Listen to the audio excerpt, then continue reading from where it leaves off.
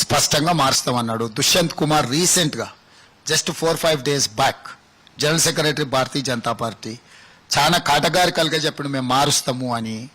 భారతీయ Janata party మొదటి నుంచి ఈ విషయంలో నిర్దిష్టంగా, ఇప్పుడు కాదు, నేను ఆధారాలే బయటపెట్టిన ఫిబ్రవరి 21, 2000 సంవత్సరంలోనే రాష్ట్రపతి ప్రసంగంలో పెట్టడమే కాకుండా జస్టిస్ వెంకటాచలయ్య కమిషన్ అపాయింట్ చేసిన రాజ్యాంగాన్ని మార్చడానికి.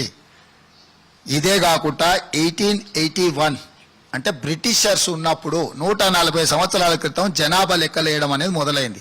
ప్రతి 10 సంవత్సరాలకు, అంటే 1881లో మొదలైంది, 1891, 1901, 1911, 1921 టిల్ 2021 వరకు ప్రతి 10 సంవత్సరాలకు బ్రిటిషర్స్ ఉన్న 60 సంవత్సరాలు, స్వతంత్రం వచ్చినాక 70 సంవత్సరాలలో ప్రతి 10 సంవత్సరాలకు జనాభా లెక్కలు కట్టి పబ్లిష్ చేసేది సెన్సెస్, అంటే జనాభా లెక్కలు.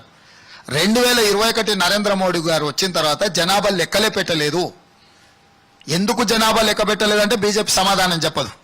జనాభాతో పాటు కులగణన చేయండి అంటే సమాధానం చెప్పరు.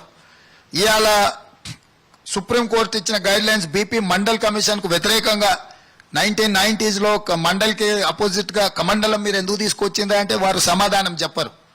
మీ మంత్రులు, మీ ప్రధాన మంత్రులు 2015-17లో Anant Kumar Hegde, union cabinet minister from Karnataka, as said categorical, yes మేము రాజ్యాంగాన్ని మారుస్తున్నాం, వచ్చింది అందుకని.